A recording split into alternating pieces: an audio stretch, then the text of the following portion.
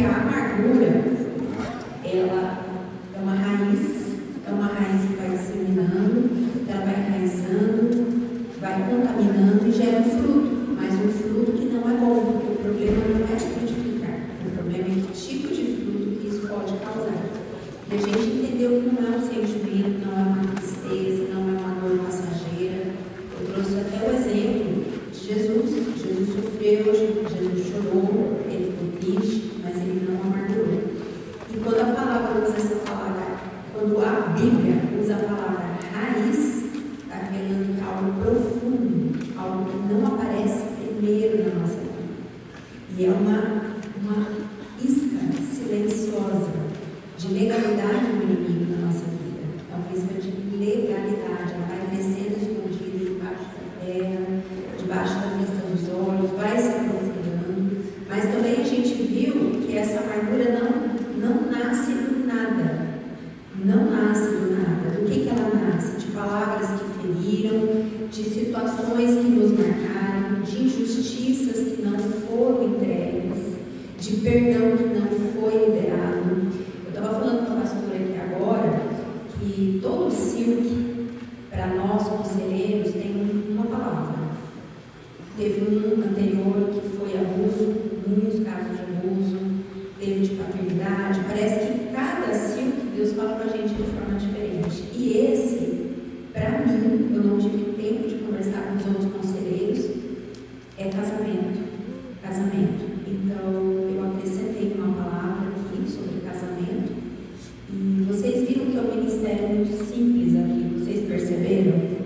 É tudo muito simples, muito simples. A gente limpa a chão, a gente vai, a gente canta, a gente prega e a gente serve. É isso. E aí Deus é tão bom que ontem eu me enrolei para gravar. Eu tive ajuda ontem para gravar da academia, a irmã que me ajudou ontem, ela está em atendimento, mas Deus é tão bom que me mandou uma especialista aqui, gente. Obrigada, irmã. Vamos aplaudir.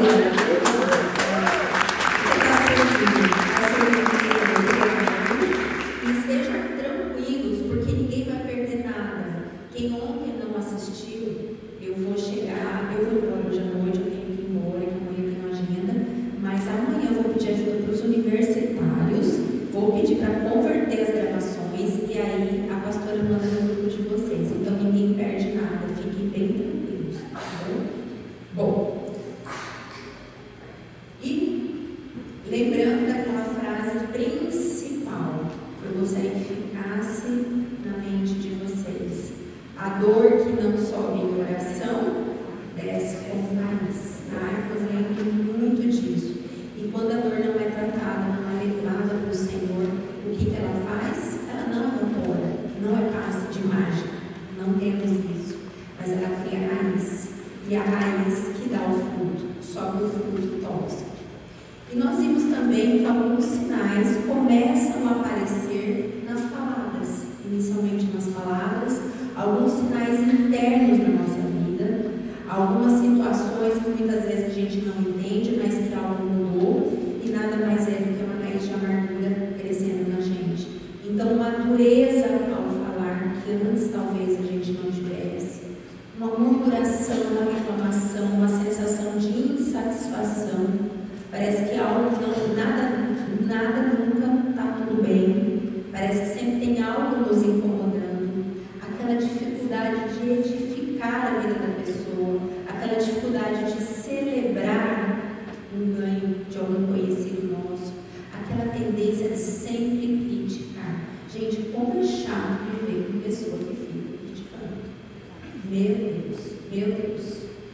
Eu peço para o Senhor, porque eu conheço pessoas que se acham legais. Se acham. E aí eu falo, Senhor, me traz, porque eu não quero me achar o que não sou. Então, estejam atentos a isso. Provérbios 18, 21. Hoje tem muito versículo para vocês. E hoje vai ser muito mais forte do que ontem. Se preparem. Provérbios 18, 21. A língua tem poder sobre a vida e sobre a morte. E ontem nós vimos exatamente isso, que esses sinais de amargura, eles não ficam só dentro da gente. A gente começa a liberar em palavras. E essa raiz, ela nunca fica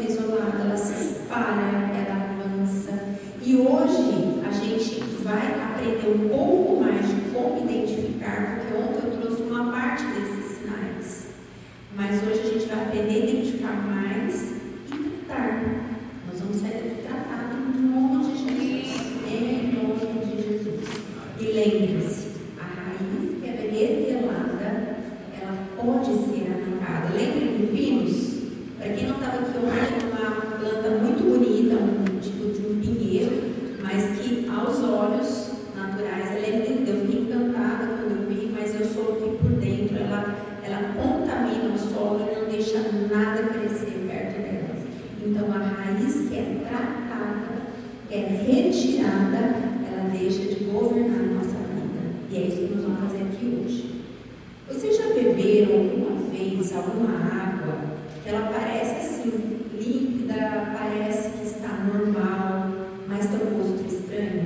Alguém aqui já bebeu isso? Já, menina? Vocês estão ouvindo bem? Ah, o menininho está aqui, o menino não sabe.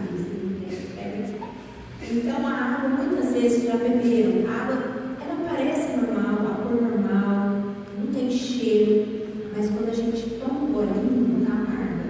O gosto denuncia. E assim a amargura.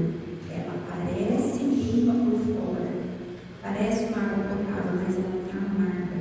Então, pessoas que continuam indo à igreja, continuam servindo o ministério, continuam falando com pessoas, e eu estou falando pessoas que eu estava ali, até agora, de ajudar pessoas, mas na rotina parecia tudo bem, mas tinha um sabor diferente. É um sabor diferente, é um jeitinho diferente, um tom diferente, um olhar diferente. Bom, eu quero trazer também, vou falar um versículo antes, mas eu quero trazer um exemplo bíblico de amargura. Tiago 3,11. Acaso podem sair água doce e amarga da mesma fonte? Tiago 3,12, continuando. Meus irmãos, pode uma figueira produzir azeitonas ou uma videira produzir figos? Da mesma forma, uma fonte de água salgada não pode produzir água doce. Então esse texto é muito poderoso, porque ele revela para a gente que não está só na fonte, não está só na água que sai, mas está na fonte, e assim é a nossa boca. Revela o que? A fonte que é o nosso coração. Então, palavras duras, críticas, volto a falar, porque um pouco que eu consegui atender aqui, eu vi realmente pessoas me confessando de serem críticas. Eu volto a falar de crítica, uma frieza muitas vezes, e são águas amargas daquela fonte que foi ferida. E Deus não trata apenas o nosso comportamento, Ele vai tratar a nossa fonte, E não adianta a gente só tentar mudar a água, a gente tem que tratar de onde ela vem. Esaú, vocês conhecem a história de Esaú? Esaú e Jacó eram gêmeos. Então, em Hebreus 12, que a nossa ministração é baseada no versículo Hebreus 12:15, para quem não estava lá. Logo após Hebreus 12, a Bíblia menciona Esaú. Quando eu estava lá no meu repouso, não é coincidência, nada na Bíblia é coincidência, nada. E é uma advertência. Por quê? Esaú trocou a primogenitura dele por um prato de lentilhas. Olha que amargura. Isso não foi apenas uma prova, gente, uma perda espiritual, uma perda geracional. Toda vez que vocês forem ler a Bíblia, é importante vocês, eu oriento meus discipulados, que vocês sempre têm que entender o contexto. Então eu digo, a inteligência artificial veio para nos ajudar, como diz a pastora Tânia, tem anjos ali.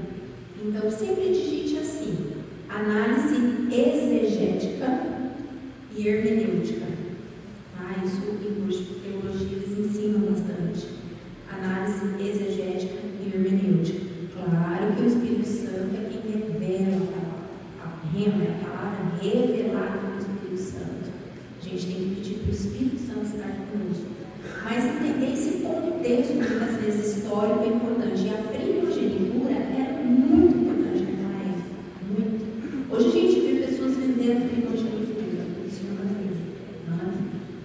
Bom, e o que mais impressiona na história de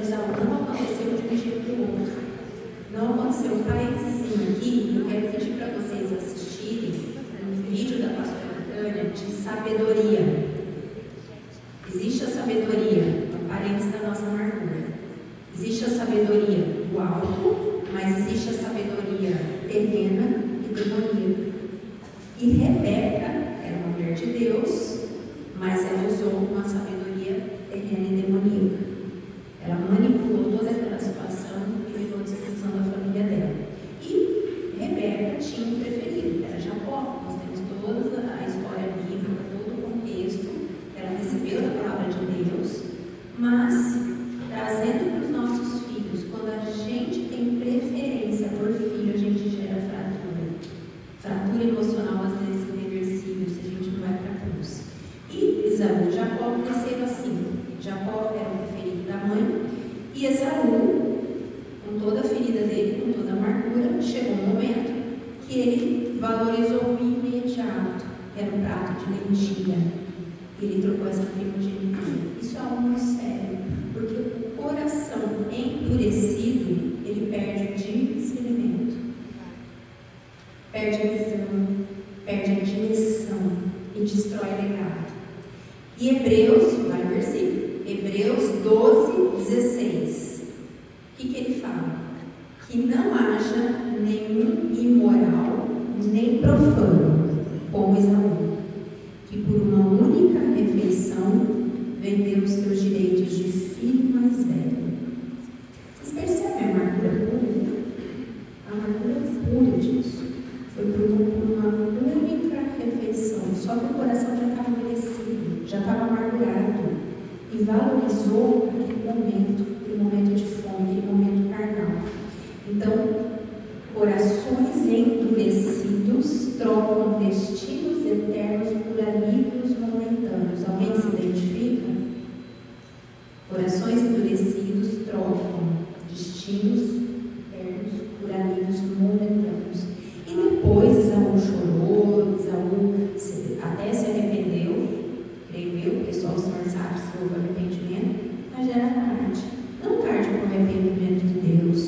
Até, gente, quero trazer isso nos atendimentos de vocês. Não sintam culpa, sintam um arrependimento. Vocês estão aqui para saírem realmente libertos. Não deixem nada, mas é nada. Se vocês não estão arrependidos, peço para o conselheiro orar por vocês por arrependimento. Por arrependimento. Nunca é tarde, não importa o que você fez. Não importa. Não pense que você é mais pecador que o outro. Não. Mas peça perdão. Bom, às vezes a gente pensa na nossa casa, na nossa família, no nosso negócio, foi uma decisãozinha pequena, algo que pode não ter repercussão, foi só uma reaçãozinha, foi só um comentário, mas não existem decisões pequenas no coração que já está endurecido e dessensibilizado.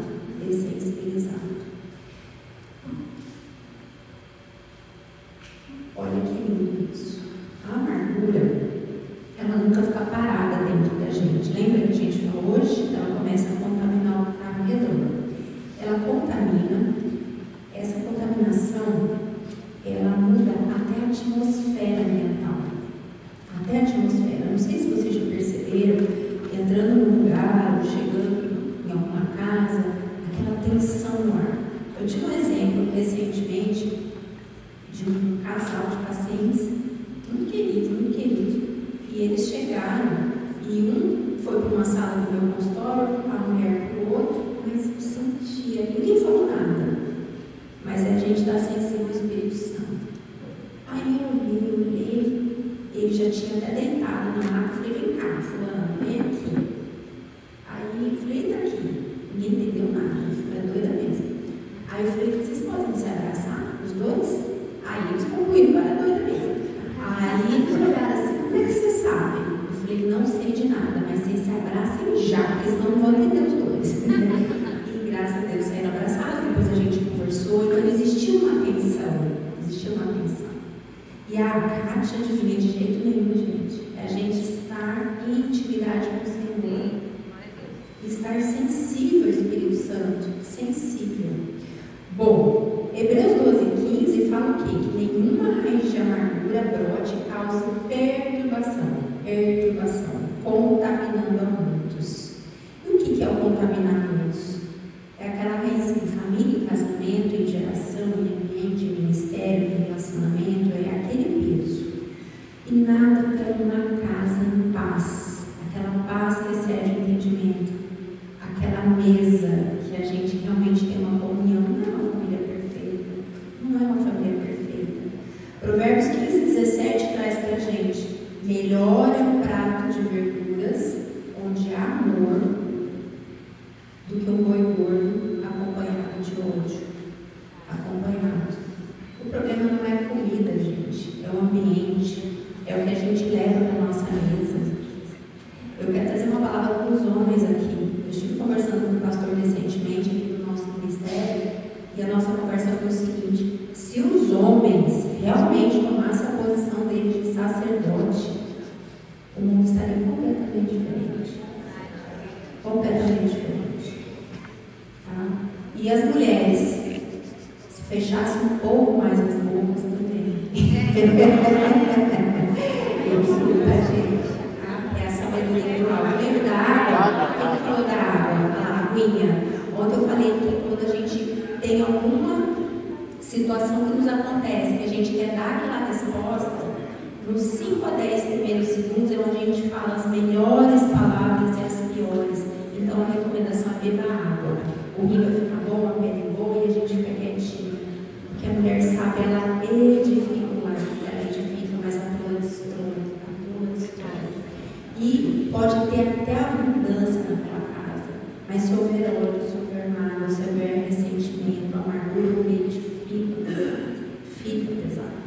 Provérbios 27:19 diz: assim como a água reflete o gosto, o coração reflete quem somos.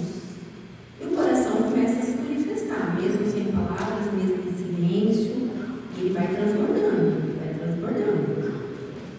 E aí, até agora a gente só revisou, foi só uma revisão. Agora a gente entra na parte de hoje. A gente está na parte dos sinais de amargura nos relacionamentos. Ela contamina. Primeiro, ocorre o quê?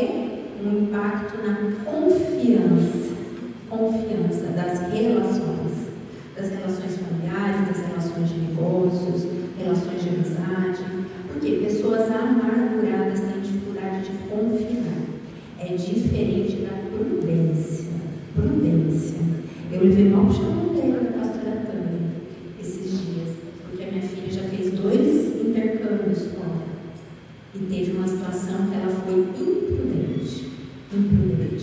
E eu, como mãe, como pai, a gente levou o chamando, tá? Merecido aqui.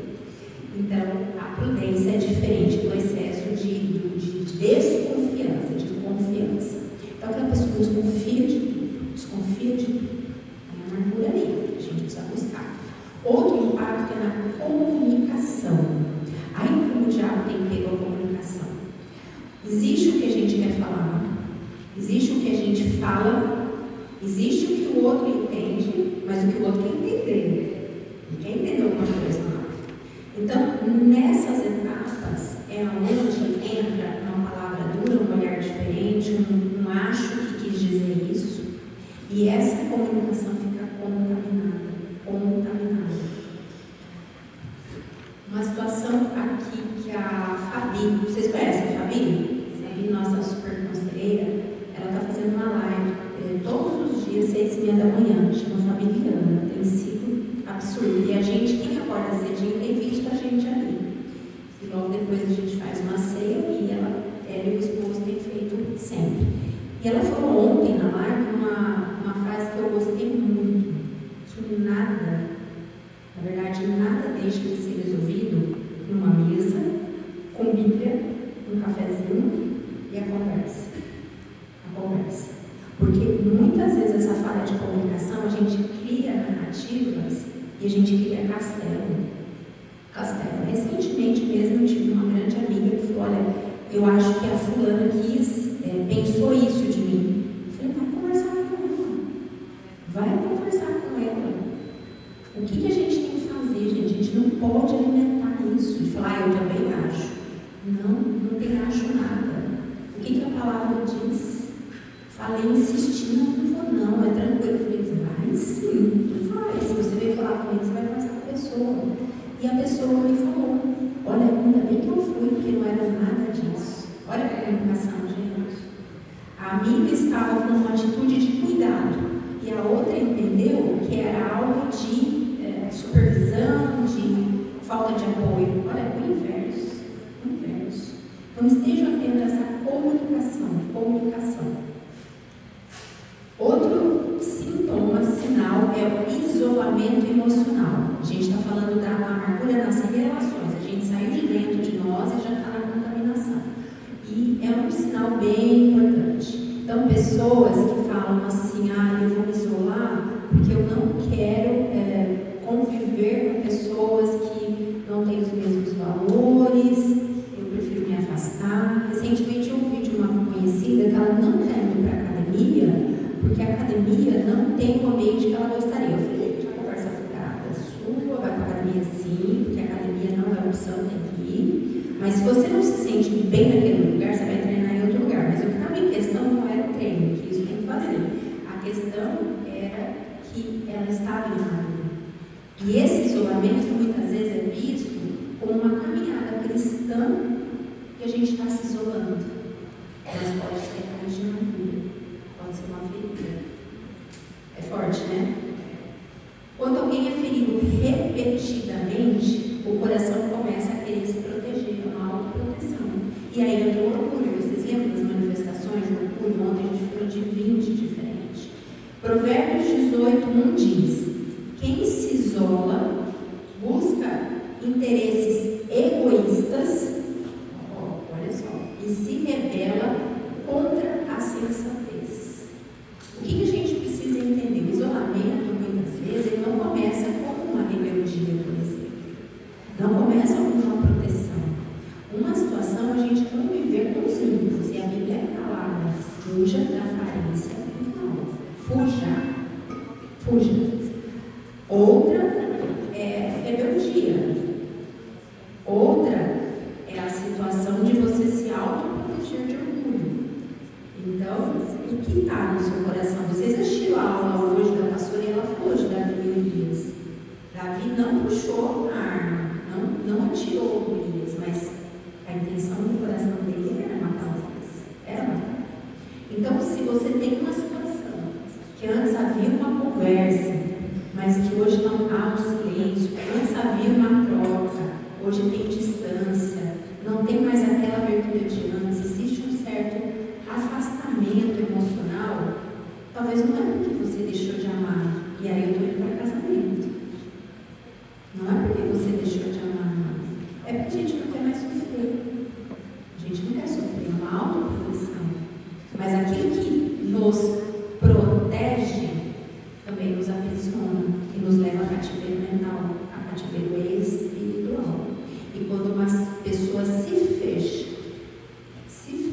em rebeldia, em orgulho, ela impede a cura fica impedida.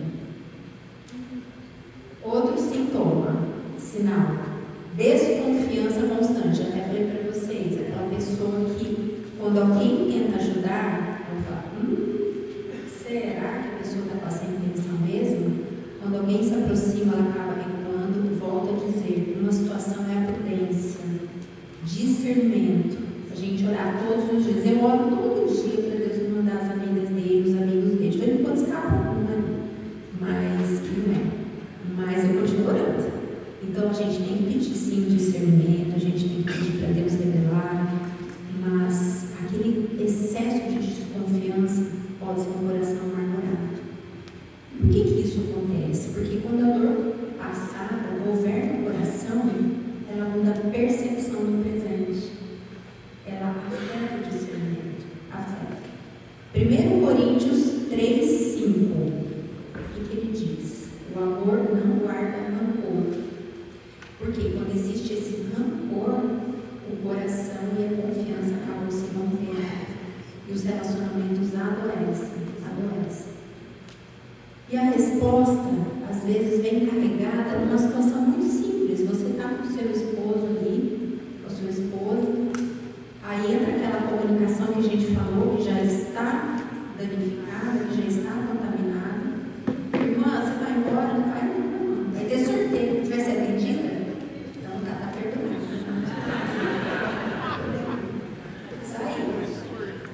Vai ter sorteio aqui, gente, porque eu preciso manter vocês aqui. Não, você já vai ganhar por libertação? É coisa melhor que isso? Brincadeira. Mas vamos lá. Então, talvez isso apareça entre pais e filhos. O filho fala algo, o pai responde com uma dureza, aí o filho leva aquilo, você fica no meio. Quem nunca esteve, mães, no meio entre o filho e o pai? Quem? Eu já. Volta e meia, a gente está livre. A gente quer pegar os dois e fazer alguma coisa. A gente não pode. Eu cheio de domínio próprio, assim, a gente está repetindo isso, viu? Bom, contaminação familiar. Esse é um sinal muito doloroso. Lembra que eu falei para vocês, filho não se perde na rua, filho a gente perde em casa. E a amargura, ela contamina o ambiente, aquela mãe que responde com uma dureza. Recentemente, eu estive com uma amiga, num encontro, que uma mãe muito querida, muito sábia. Eu vi que ela respondeu para a filha dela de uma maneira assim, que ela estava irritada e cansada, mas as palavras, tudo certo. Só que dentro dela eu via aquela irritação. E a menina realmente era uma menina que perguntava aqui. E aí eu falei assim, sua filha é muito inteligente. Ela falou, né? Eu falei, mas o que a gente faz desde que os nossos filhos nascem? A gente brinca, põe brinquedinho colorido, a gente ativa, a gente quer que eles falem cedo, aprendam a contar cedo, não é isso? A gente não estimula esse intelecto dos nossos filhos. Aí quando eles vão querer realmente usar esse intelecto, a gente se irrita, gente. Olha isso. Eu falei isso com ela. Eu falei, olha, hoje meus filhos estão assim, adultos, aliás, é a melhor fase da vida, viu, gente? Eu ainda não senti saudade de bebê. Estou pronta para ser avó, mas ainda pode dar um bom tempo. Porque a gente estimula os nossos filhos desde cedo, compra 1000 brinquedinhos para cor, para tudo. E aí essa filha queria saber o porquê que a mãe não tinha deixado que ela trocasse o sapato. Olha, alguém se identifica? E aí a gente foi conversar. Eu falei, mas por que você não deixou trocar o sapato? Porque ela teria que ir no quarto sozinha. E o hotel está muito cheio.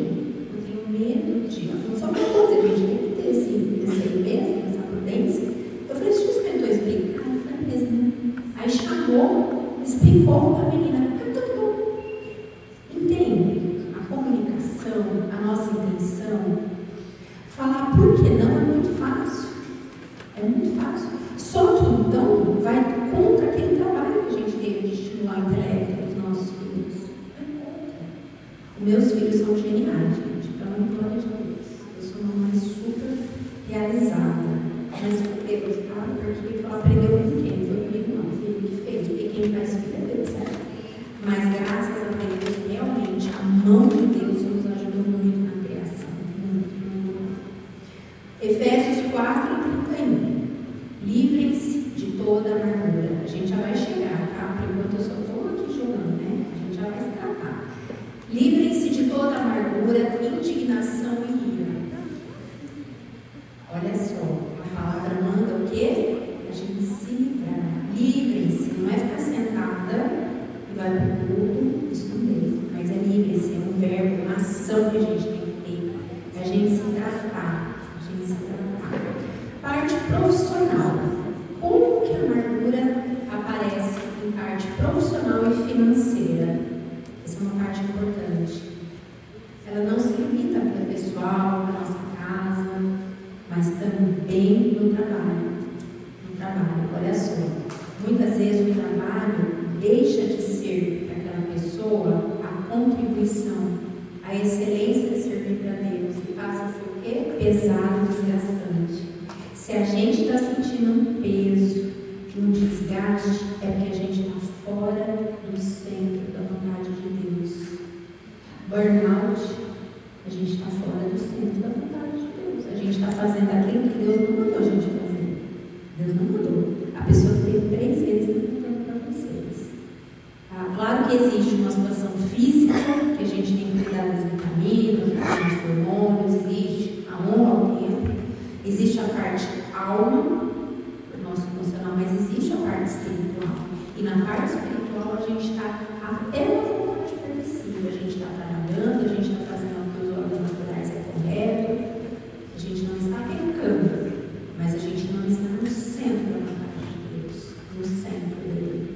Então aquela pessoa que está desmotivada no trabalho, vai pelo salário, não estou falando para ninguém largar o trabalho, não, mas sonda seu coração, pede para o Senhor isso.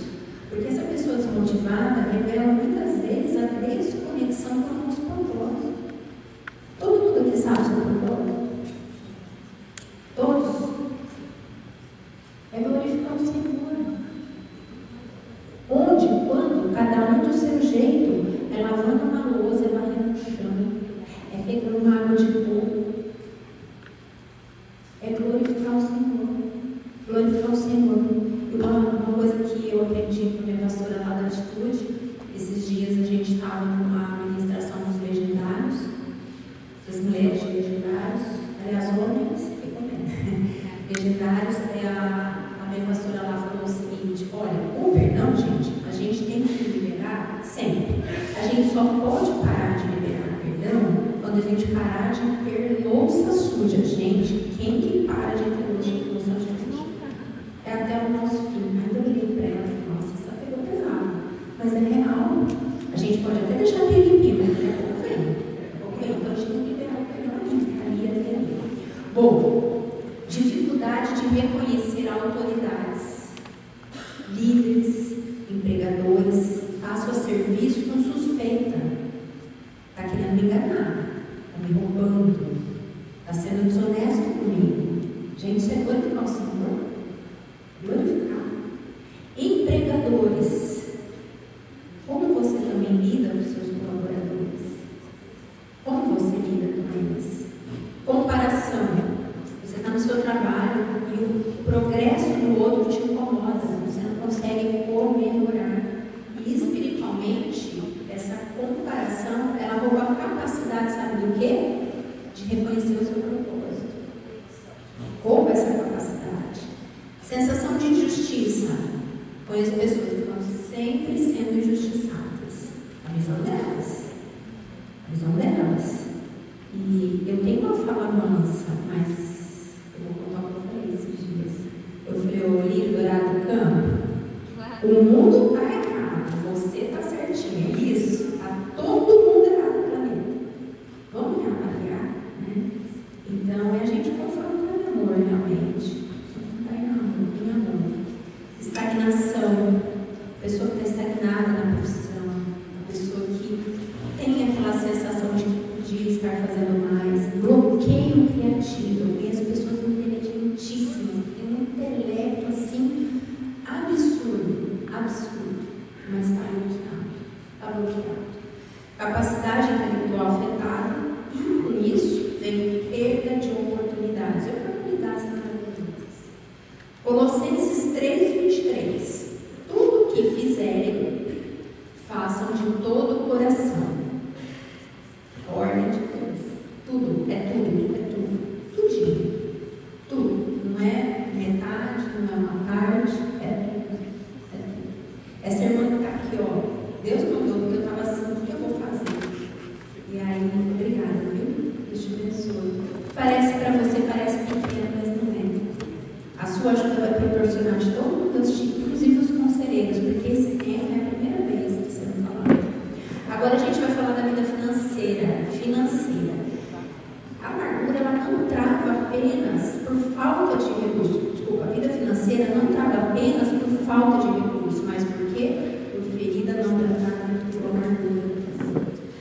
A gente pensa assim: nossa, quando eu tiver isso, quando tiver aquilo. E muitas vezes a gente tem um recurso, mas a ferida está tão profunda, tão enraizada, que a gente não avança. E essa dificuldade de prosperar parece. Você vai, né? Volta lá, Paulinho. Vocês estão ouvindo bem? Ele é o microfone. Qualquer coisa, fecha a porta dele. Beijo, bom atendimento, tá? Dificuldade de prosperar. A retenção de perdão pode gerar dificuldade de prosperar financeiramente. Pode sim. Desonra aos pais. A desonra aos pais. Honre seu pai e sua mãe. Prolongue os seus dias na terra e, quem sabe, e vá bem. E vá bem, inclusive financeiro. É diferente de você compactuar com abusos, de conviver com pecados. Isso é diferente. É diferente. Não podemos ignorar isso. Não podemos. A mente precisa ser liberada desses cativeiros emocionais. E essa amargura com os pais, a gente vê muito aqui nos atendimentos, pode gerar essa dificuldade de confiar, essa narrativa interna de eu não posso depender de ninguém, não posso depender de homem, não posso depender de mulher, não posso isso, não posso aquilo, mas por isso a gente não avança. Pessoas que sempre têm a sensação de estar sendo enganada, aquela necessidade de controle impede, sabe o que? Generosidade. E o amor ao dinheiro, nós vamos falar de dinheiro aqui agora, eu trouxe um monte de versículo, prepare as canetinhas aí. O amor ao dinheiro é a raiz de todos os males. O amor ao dinheiro, ele não pode estar no centro. Tudo que faz, a gente tem que fazer o quê? Com excelência. Fazer de todo o coração, é para Deus. E a gente tem que orar pedindo para a gente ser um bom mordomo, porque tudo vem dele. Tudo vem dele. Ele nos dá 100% e permite que a gente fique com 90%. Olha só. Não é que não vai ter nosso. Não. Ele permite. Quando a gente trata realmente a amargura, aquela ferida, o dinheiro ele vai para o lugar correto no nosso coração. E o medo, aquele medo de faltar, aquela escassez, aquela necessidade de controle, ele perde a força. E a confiança retorna. E a generosidade vira uma possibilidade. Primeiro versículo, o alerta espiritual ao amor ao dinheiro. 1 Timóteo 6, 9 e 10. Os que querem ficar ricos caem em tentação, em armadilhas e em muitos desejos descontrolados e nocivos, porque o amor ao dinheiro é a raiz de todos os males. Hebreus 13, 5. Conserve-se livres do amor ao dinheiro. Dinheiro traz coisa boa, sim, proporciona que vocês estarem aqui. Mas o nosso coração não pode com o amor ao dinheiro. Não pode. Mas a gente fazer tudo que a gente faz com todo o coração, com a excelência do Senhor. Eclesiastes 5:10.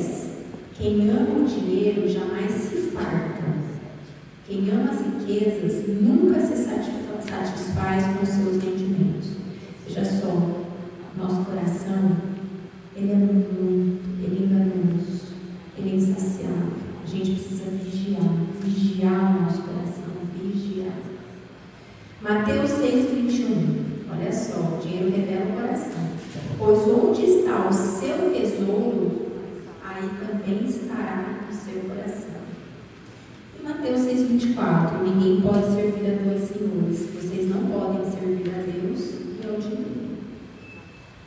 Mas a gente precisa ter sabedoria para administrar o que Deus nos oferece. A gente tem que pedir todo dia para a gente ser bom ou bom. Provérbios 21:5. Os planos bem elaborados levam a fartura, mas o apressado sempre acaba na pobreza.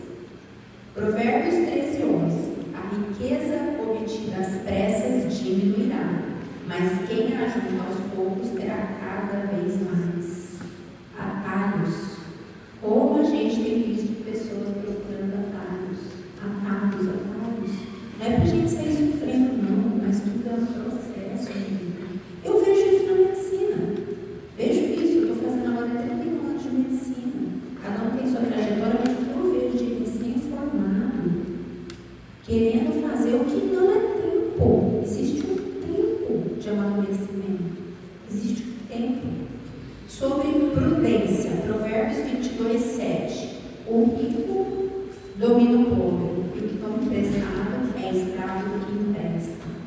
Romanos 13:8. Não devam nada a ninguém, a não ser o amor de uns pelos outros. A gente tem que ter prudência para assumir compromissos financeiros. Trabalho e provisão.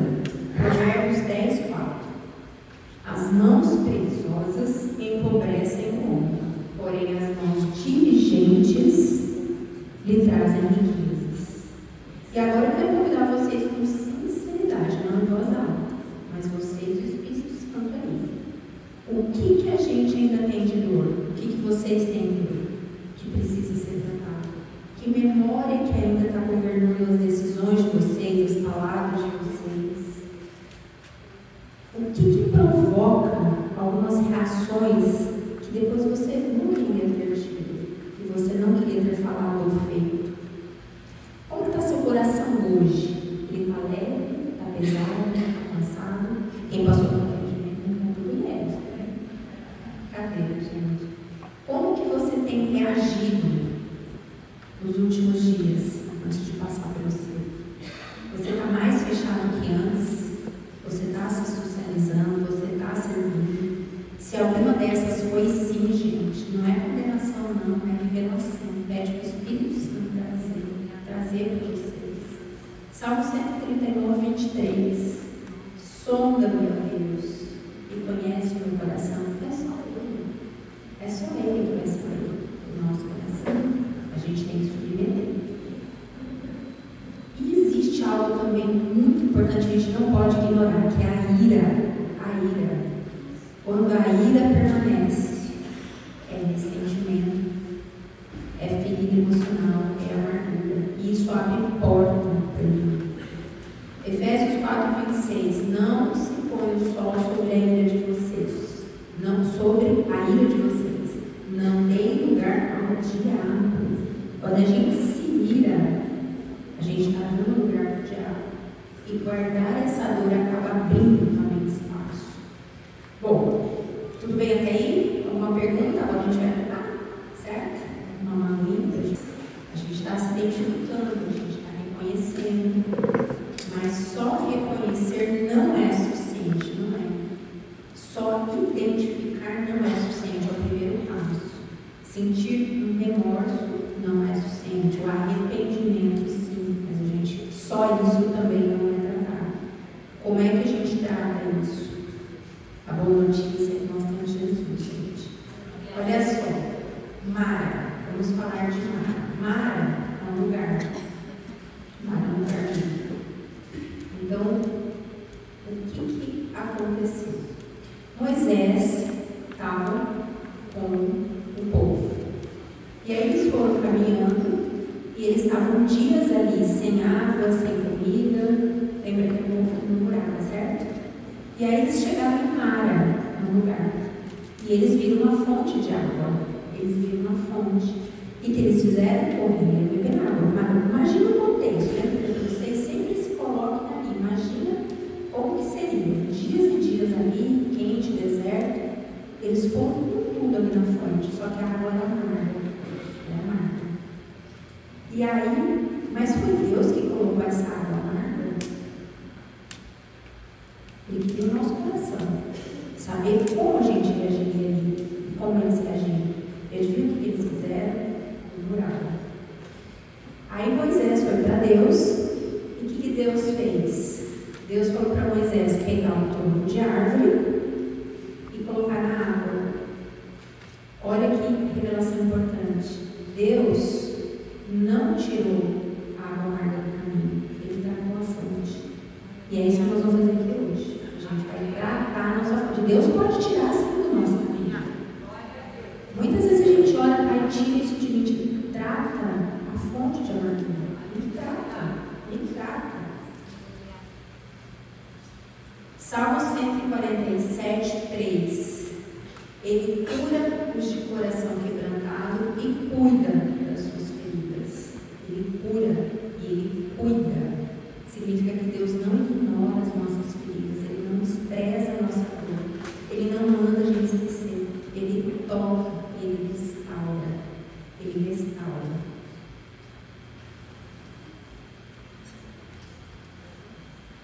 A amargura, ela não nasce apenas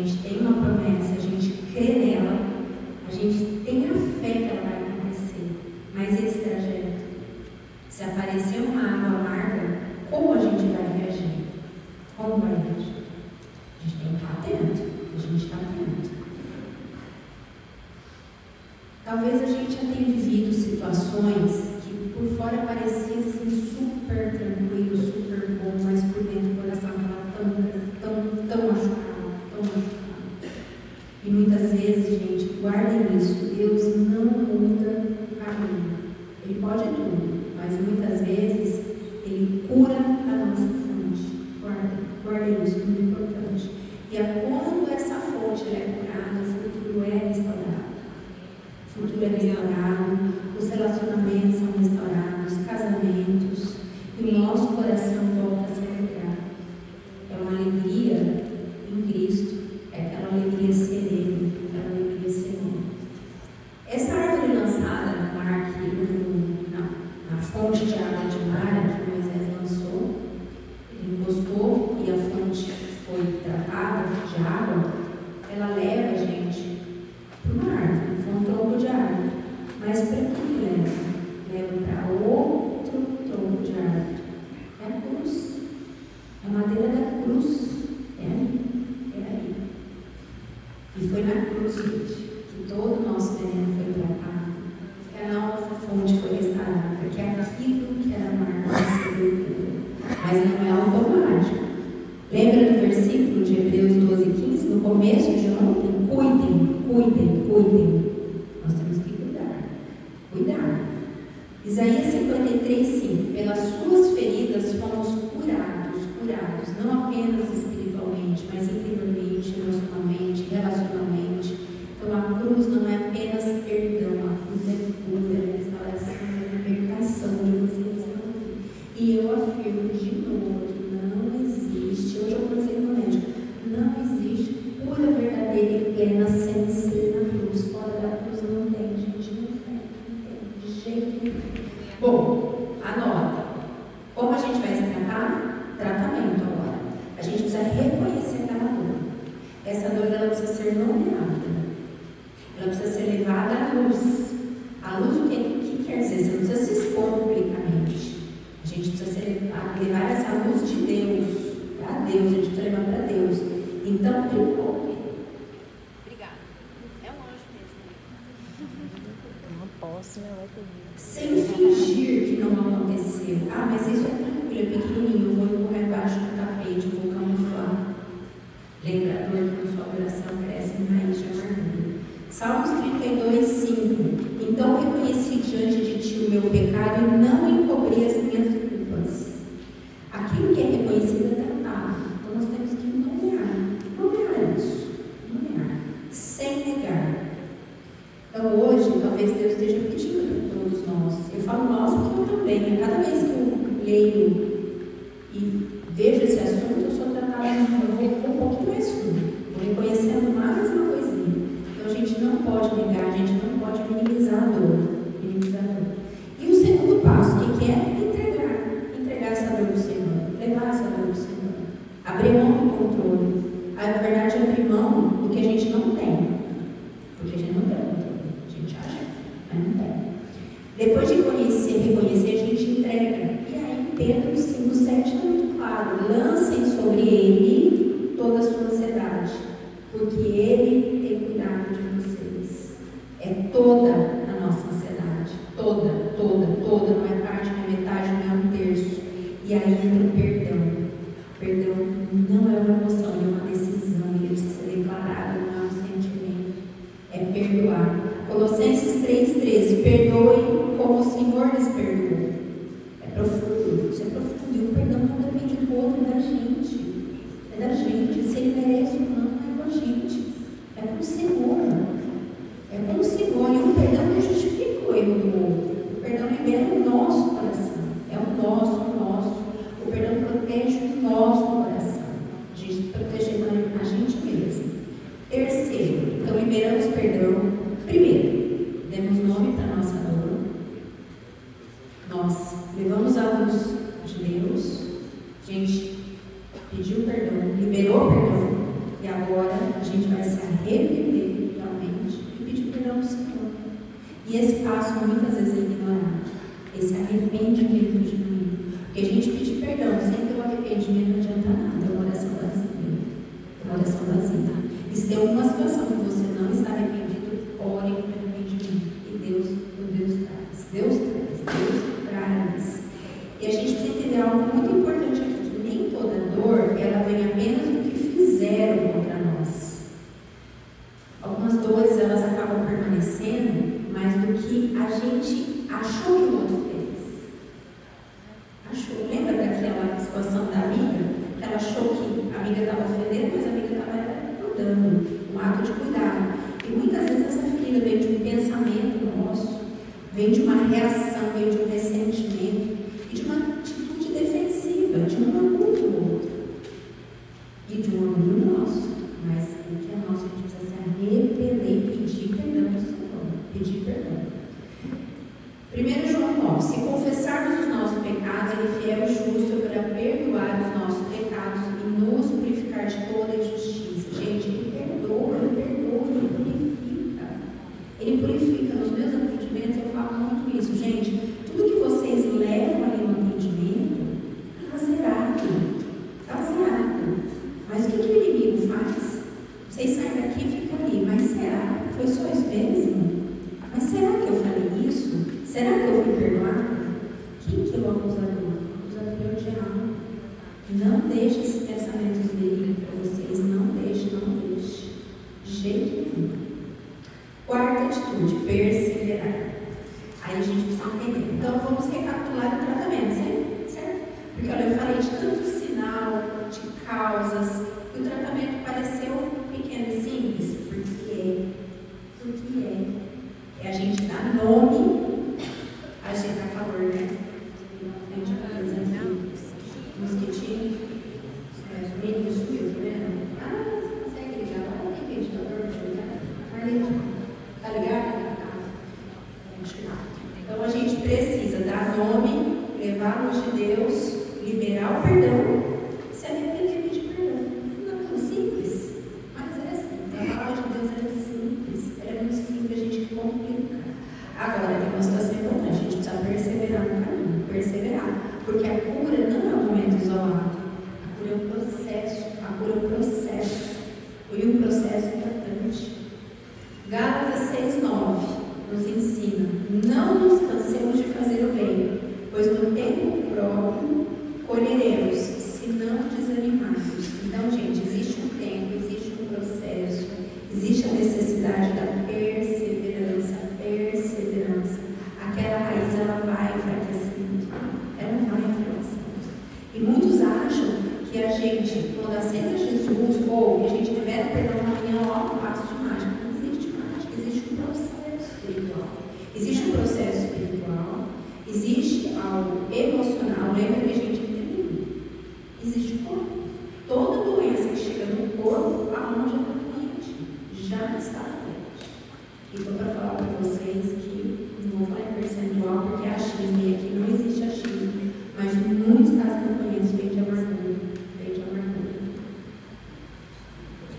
Curar, então, não é esquecer, é a gente lembrar, esse acho que junto, é a gente lembrar sem sangrar, porque Deus não apaga a memória. A gente esquecer, eu disse ontem, é doença, é Alzheimer, é amnésia. Não, a gente é saudável em nome de Jesus. A gente vai lembrar sim. Só que a gente não pode ficar remoendo, trazendo. Eu tenho uma conhecida que o marido cometeu uma adultério. Aí ela, cristã, perdoou, disse que perdoou, se você não saber realmente. Gente, faz muitos anos, ela não perde a chance de jogar na cara dele o alimento. Fala que isso não é amargura de estimação. Pegou, colocou no potinho e pôs um lacinho. Eu já falei, daí ela não sei mais, porque a gente às vezes pega uma amargurinha de estimação, põe no potinho, no lacinho e fica ali alimentando essa amargura. Não, gente, de jeito nenhum. E como saber se essas raízes de amargura estão realmente sendo arrancadas? Se a gente está no processo de livrar mesmo dessa raiz. Então, muitas pessoas me procuram falar, mas eu não esqueci, eu lembro. Mas dói ou não dói? Dói ou não dói? É a cicatriz. Falei para vocês ontem. Essa minha cicatriz é de uma cirurgia. Ela não dói, mas ela está aqui, ela vai existir. Se eu pegar um garfo, ela vai doer. Então, a gente tem que eliminar isso na nossa vida. E um dos sinais que a gente está no caminho correto é quando o coração fica mais leve. É aquela leveza que fala, nossa, tá leve, não sei de onde é. Aquela paz vai ficando cada vez maior dentro de nós. Gente, hoje eu não entro em causa nenhuma. Eu não entro em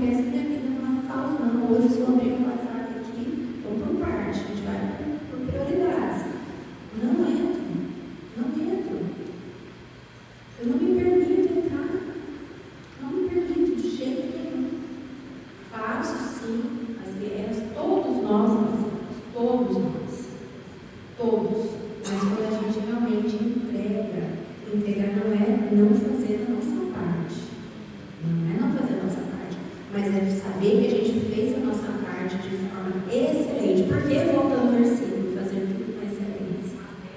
Certo? Fiz tudo de excelente. Entrega para o Senhor. O que vai adiantar? O que vai adiantar? Só vai ser aquela chata amargurada, lembrando. Não é isso que Deus quer da gente. Não é. E olha só, versículo Mateus 11:28. Venham a mim, todos os que estão cansados e sobrecarregados, porque eu lhes darei descanso. Então, descanso é um sinal de cura. O coração ficando mais leve em situações que antes eram endurecidos, já é um sinal. Esse descanso também significa que essa raiz está sendo realmente tratada. Aquela situação que antes você pensava, te dava uma certa angústia, já não ocupa aquele espaço mais. A raiz vai enfraquecendo, gente, vai enfraquecendo. A memória perde força. Aquilo que a gente lembrava antes com dor já não domina, já não dói. Isaías 43:18. É claro, não vivam no passado. Não é apagar nossa história, mas é libertar. É a gente se libertar do domínio daquela história. Ontem nós falamos sobre mãe, não sei se a irmã está aqui, rejeição desde o útero. Gente, muitas situações da nossa vida, a gente queria que fosse diferente, mas se não é, libere o perdão.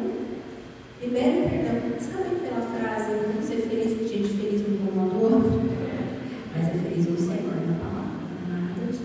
Nada de coração enganoso.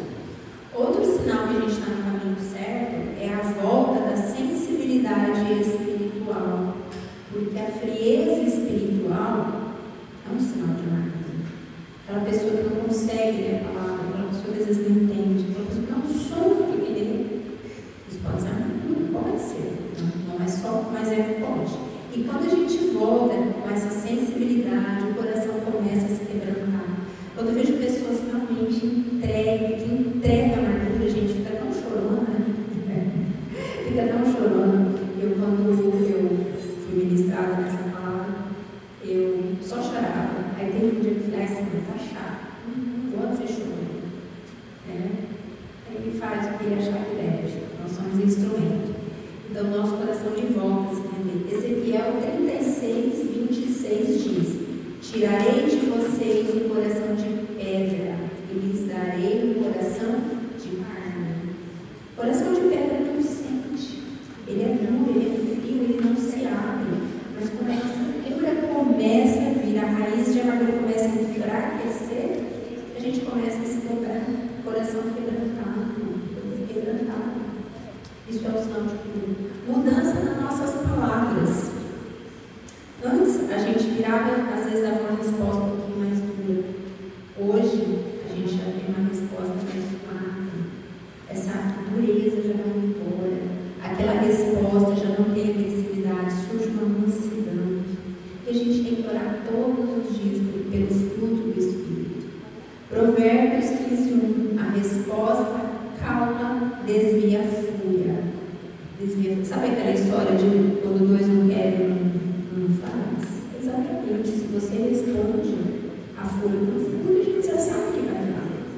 Mas a resposta calma ou a linguagem dos sábios. Você sabe qual é a linguagem dos sábios? Todo mundo quer ser sábio. Quem quer ser sábio aqui? Você sabe a linguagem? A pastora não. É assim. Silêncio. Beba água. Beba água. Retorno da alegria. Esses são os sinais mais lindos que a gente vê. Aquela alegria, mas não é aquela alegria superficial quando você olha, está sorrindo. Não. É aquela alegria profunda, genuína, aquela alegria calma, aquela alegria em paz.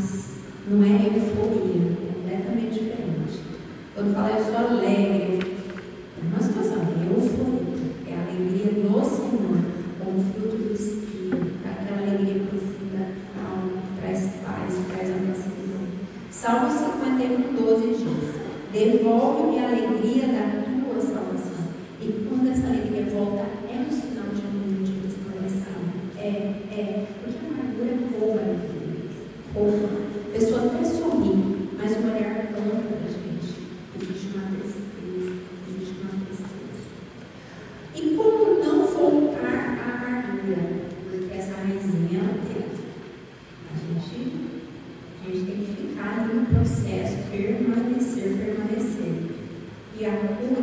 não é só a gente receber, a gente precisa preservar. Lembra? Cuide do jardim.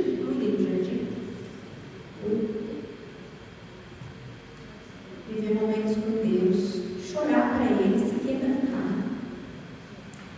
Vem o alívio, vem o alívio. E a cura não é um evento, não é ir lá no mundo arrepiar, dopamina.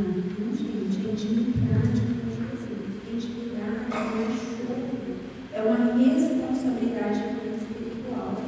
Provérbios 4:23. Acima de tudo, guarde o seu coração, pois dele depende toda a sua vida. Olha só, guarde o coração, não apenas cure o seu coração, a gente está falando de cura, mas é guardar o coração curado em nome de Jesus.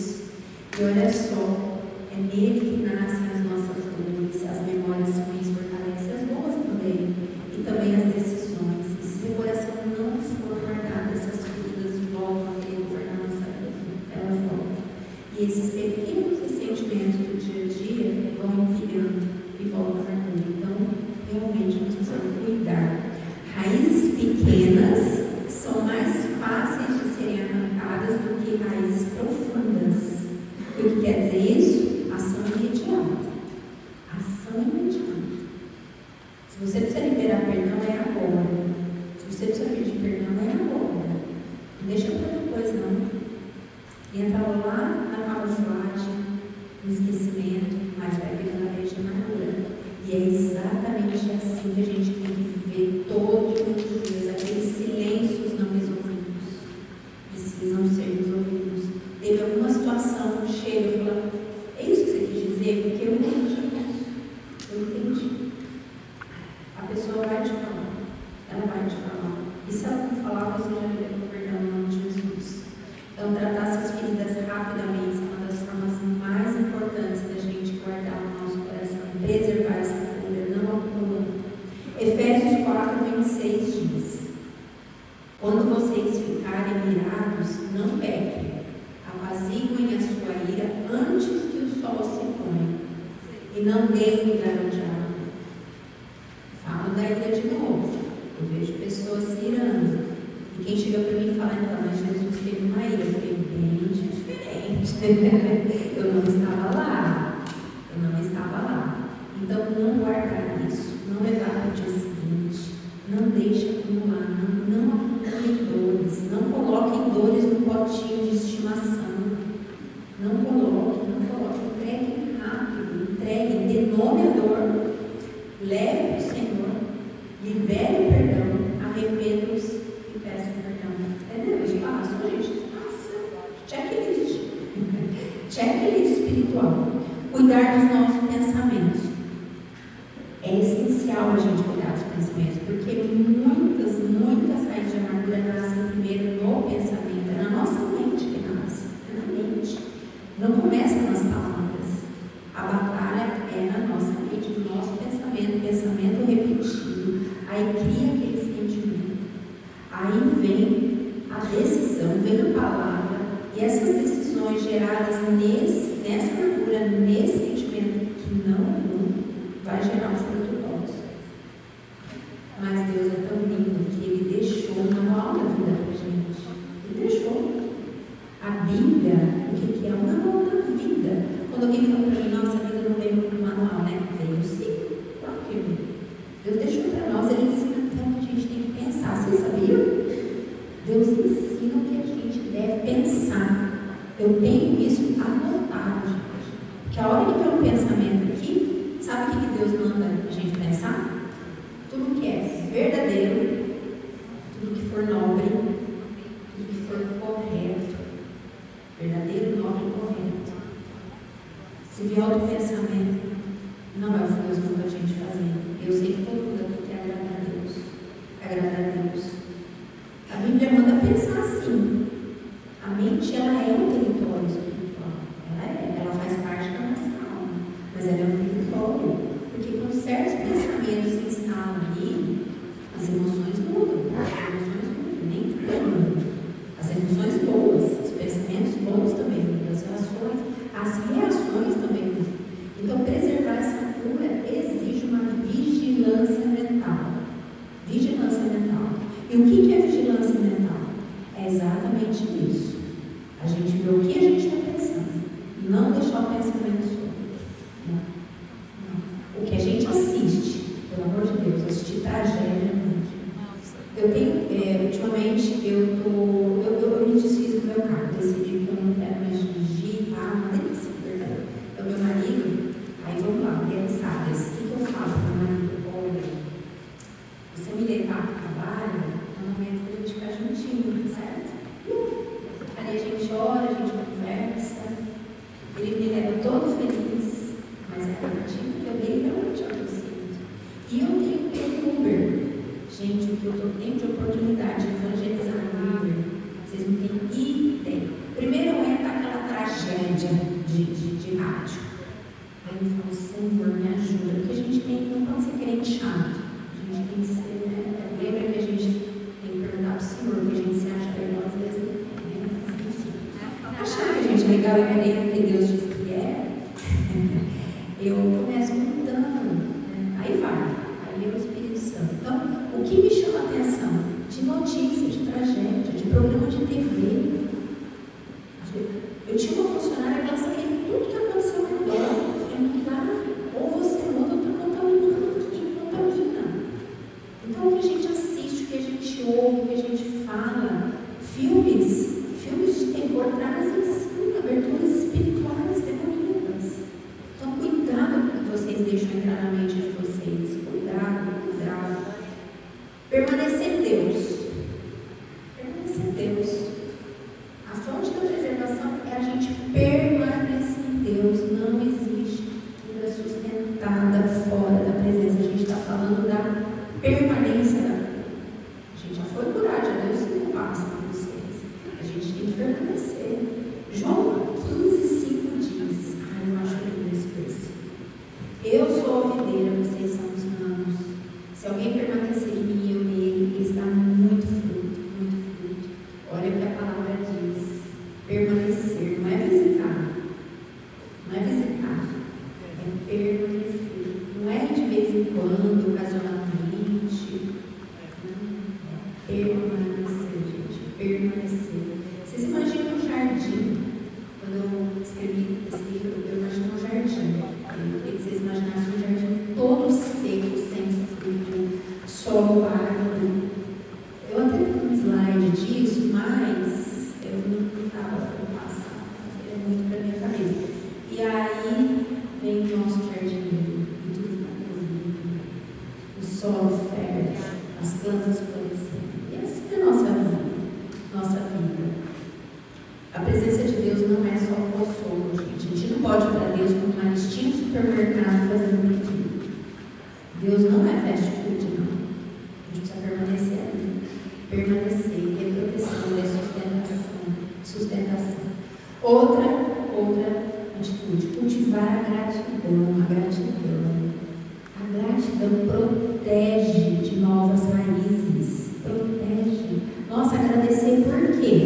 Primeiro, você está aqui, você está respirando. É tudo. Outro dia, eu conversei com uma pessoa, eu falei, me dá 5 coisas que você é grato. A pessoa não conseguia.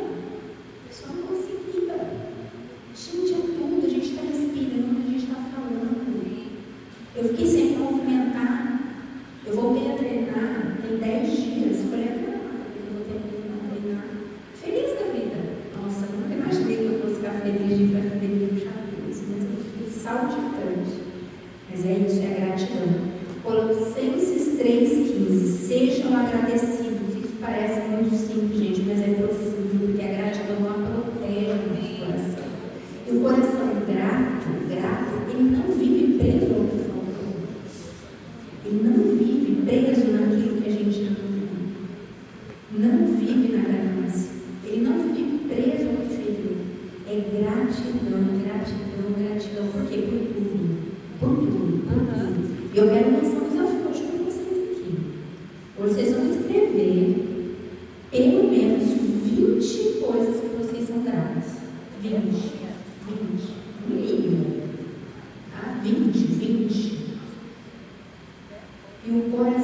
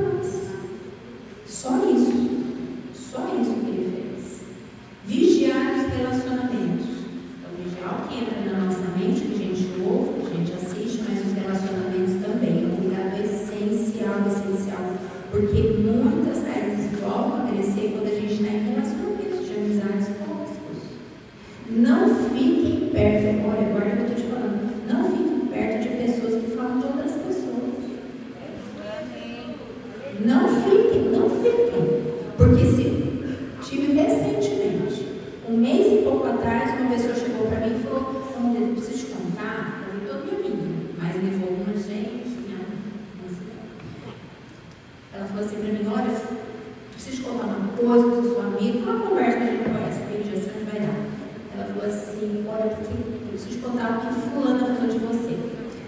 E fulana, deixa eu só te falar uma coisa, gente, eu fiquei curiosa, tá? Troca, gente. Não me importa. Sabe por quê? Eu quero saber por que ela pode falar mal de mim perto de você. Você pode me explicar? Quase que amizade é fácil. Então ela veio me fazer o favor de me contar. Eu não ouvi, quase muito de curiosidade, entreguei a curiosidade para o Senhor. Liberei perdão para aquela que falou que eu não sei o que ela falou.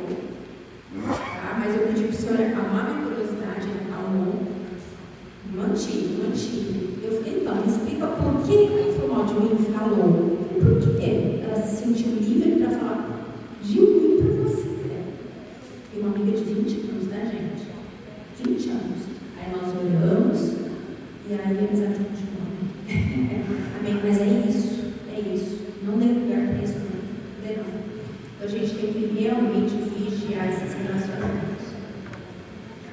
E agora a gente chegou a um momento muito importante. É um momento que a gente vai entregar. Só que aí eu ajoelho aqui. Só que tem uma situação, gente. Lembra que eu falei que cada que fala com a gente de uma maneira diferente? Isso foi muito de casamento. Então, antes da gente encerrar, controlando o tempo aqui, eu queria falar um pouquinho de casamento e amargura. Quem é casado aqui? Quem não é que é casado? A pastora faz oração para casamento, né? Amanhã à noite. Vocês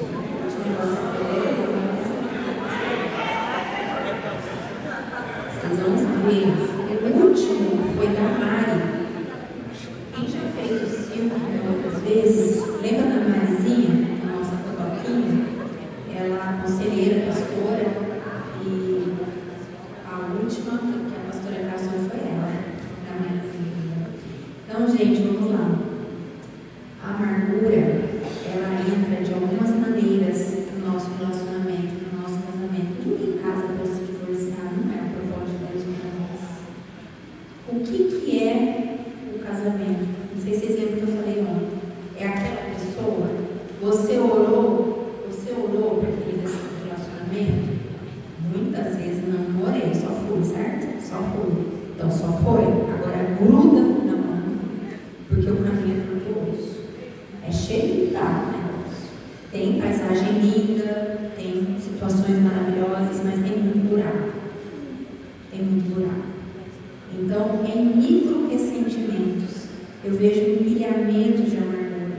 Eu vejo casamentos que não têm problemas graves, como adultério, como abuso não. A gente não pode se permitir ser abusada nem mulher. Ah, mas a mulher sente no direito de agredir um homem. Lógico que não. Não, de jeito nenhum. Então, é um micro ressentimento, é nas coisas pequenas, do dia a dia. Quer ver um exemplo? Esposas. Alguns de vocês já se sentiram sobrecarregadas? Mas não fala nada. Só bufa, né? E vai. Eu não preciso, eu dou conta. Aí a gente quer provar que a gente dá conta, né? Eita, tolice da nossa parte. Nossa, eu também, tá? Eu tive um ensinamento, gente, vou contar aqui, eu nunca contei também tudo. No início do meu casamento, a minha avó era muito sábia. E não era cristã, mas ela tinha uma sabedoria diferente. Ela chegou para mim e falou assim: minha filha, é o seguinte, o início do seu casamento vai gerar muita situação no seu futuro. E logo que eu engravidei, eu não podia ter filho, né? O que ela falou para mim? Muitas mães, olha, o filho nasce, a gente fica igual um corujão em cima, né? A gente fica mesmo. Não deixa o marido por amor em nada, né? A gente dá banho, a gente amamenta, a gente tudo e faz o quê? A gente fica sobrecarregada. Além de ficar com aquela cara de mês pós-parto que a gente conhece, né? Vale a pena, glória a Deus, mas é como